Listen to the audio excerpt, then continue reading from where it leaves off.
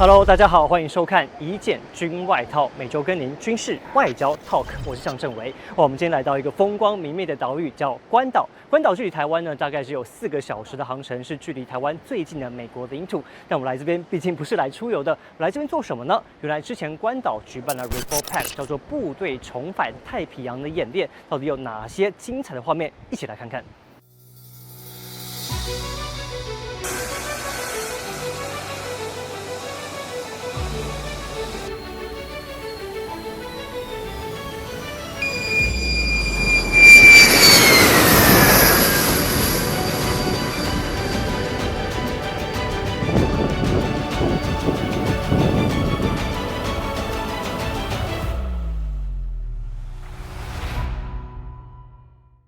这个部队重返太平洋演练呢，是由美国空军还有美国太空军所共同主办。他们邀集了包括日本、韩国、澳洲还有纽西兰等盟邦一起加入这个空军的大演练，而且范围非常广大哦，从阿拉斯加一路到夏威夷、到关岛、到日本本土，都是他们的演练的范围。他们要演练联合作战、联合后勤，还要演练不同军种之间他们相互支援还有作战的能力，快速部署，还有快速打击。那他们指挥官已经非常明确表达说，他们的目标就是中国解放军。那为什么呢？因为之前呢，解放军他们的2艘航空母舰穿越了第一岛链，来到第一岛链跟第二岛链中间来进行双航舰的演练，其实让关岛是如坐针毡。那关岛它是位于在第二岛链的核心地带，它的北边有个叫做安德森空军基地，在南边呢有个阿普拉军港。最近他们还把在日本冲绳的陆战队陆续的移到关岛来，你就知道它的重要性有多高。但是呢，它也变成了中国解放军甚至是北韩飞弹的威胁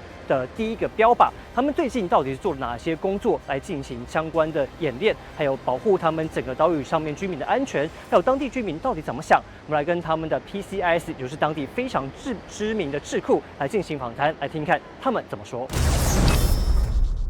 那我们今天非常荣幸呢，能够邀请到 PCIS 的 Chair， 就是主席 Mr. Robert Underwood 来跟我们对谈。Hello, Robert.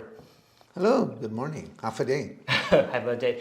We are very honored to be here and to talk to you. And we have several questions for you. The first question is about REFORPAC. We know that's a very huge exercise. And could you tell me that what role does Guam play in this area, in this exercise, and what can be carried out from Guam?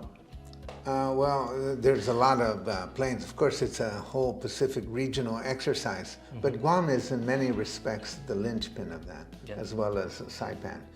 Because in the contemplation of U.S. military planners, they're forming a sort of a defense arc through the so-called second island chain. Yes. And in that, Guam plays an important role, probably the most vital role, yes. I certainly would say. And of course, that also involves the U.S. military trying to establish facilities in Yap and in Palau, who are also considered part of the second island chain.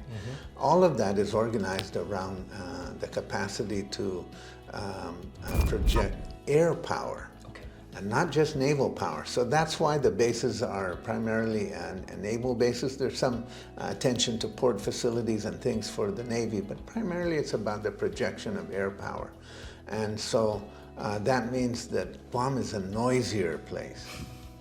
And some people don't like that noise, So admittedly, just in the past month, I've heard so many planes flying over my house, which I've never heard before. Oh, really? And different kinds of planes. And so they're involving different, of course, air forces from different countries.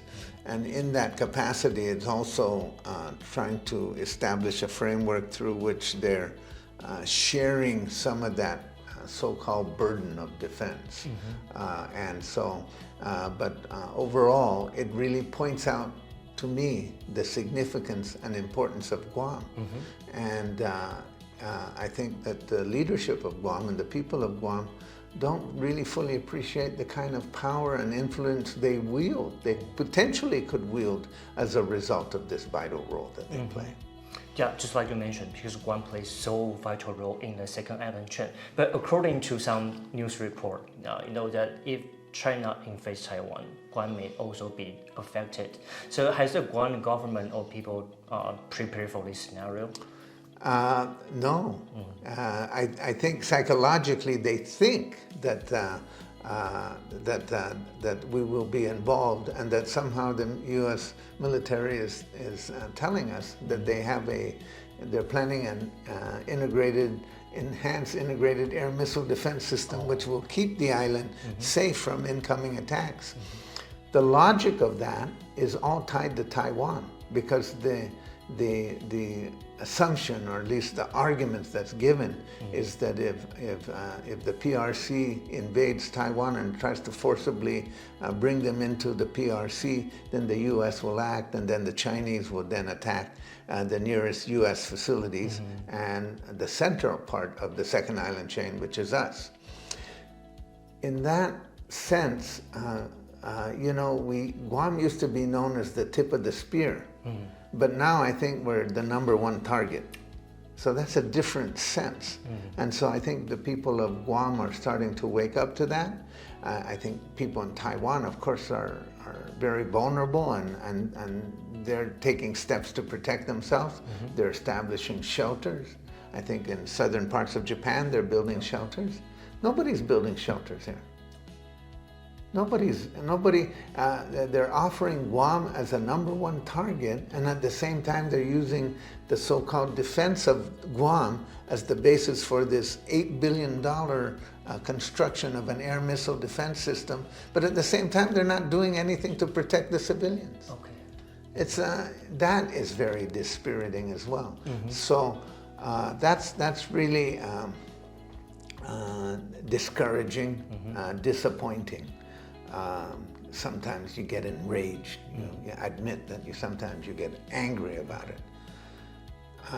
In conversations with other think tanks that do wargaming, in one conversation I had, they did 24 scenarios on what would happen if China invades Taiwan. And in those 24 scenarios, each one Guam is attacked.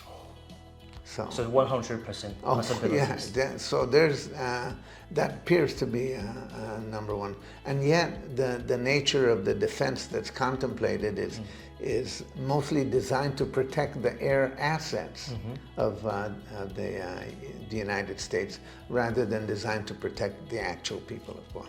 So the missile defense system is to protect the U.S. military base only? Not Well, to no, protect they're saying it's going to protect all of us. But the reality is that air missile defense system is that if in fact it was impervious to incoming Chinese missiles, why do they need to build air bases somewhere else? Okay. And the reason why they are building air bases somewhere else is because they know that it's not 100%, and they need to divert and disperse their air assets. And then even in places with mature systems like that, air defense systems like Israel or the Ukraine, they're building shelters. Here in Guam, they're throwing all their eggs into this missile defense basket, and letting the people of Guam feel pretty vulnerable. So has people done anything to protect themselves, like to form a civilian defense group or something? Well, there's under U.S. federal law, there's a department called Homeland Security. Yes. And so it's like civil defense, So they'll give you warnings and things like that, and they say they're in close coordination with the military. But the actual where are you going? I mean, if you're getting a missile attack and it's going to happen in 10 minutes, what are you going to do? You have no place to go. You're just going to go home. And Guam is a pretty small place. I mean, it's not like you can just attack a military facility and not. We all live near military facilities. I think everybody on the island lives within 5 to 10 miles of a military base. So how you can't separate that. We are all vulnerable. Okay, and we know that Taiwan and the U.S. don't have a formal relationship. I mean, we don't have diplomatic ties. But is there anything that we can do to enhance the the security cooperation between Guam and Taiwan? have to say that the people of Guam are really favorably disposed to the people of Taiwan, have many strong relationships. And in my years of public service, I've visited Taiwan as a member of Congress, and also in my time as president of the university, established relationships. In order to understand this, I think people of Guam need to understand what's going on in Taiwan, and the people of Taiwan need to understand what's going on in Guam. Yeah. You know, I mean, if you're in Taiwan, they need to know. People in Taiwan need to know that they're betting the people of Guam on your security. Yes. And I don't think they understand that. Okay. I don't think they understand that. So hopefully through that process, we can establish not just greater lines of communication, but try to work towards a more peaceful world, a more peaceful solution. 好，那刚刚很开心的能够跟 Underwood 对谈之后，我们接下来要跟他们的 Co-Chair， 他们的共同主席 Mr. Kenneth Cooper 来进行我们下一轮的访问。Hello, Mr. Cooper。你好。Oh, you can speak a minute Mandarin. 一点，很高兴认识你。That's great. Okay, let's back to our topic today, because we know there's a huge military exercise called REFORPAC. And could you tell me that what Guam played in this in this exercise? Sure. So Resolute Forces Pacific, REFORPAC. This is a department level exercise. And Guam's role is pretty crucial in that. I think Guam sits at the center of the second island chain, yes. Right? And really what this exercise is about is how to project air power in a dynamic environment, right? And how to work with the joint force allies and partners, U.S. allies and partners, on something they call interoperability, right? So how can they work together and sort of, essentially Guam is being used for the contingency of war rehearsal. So do you see more like bombers presence recently? So it's quite interesting because now the Air Force, for example, is moving to something called agile combat employment.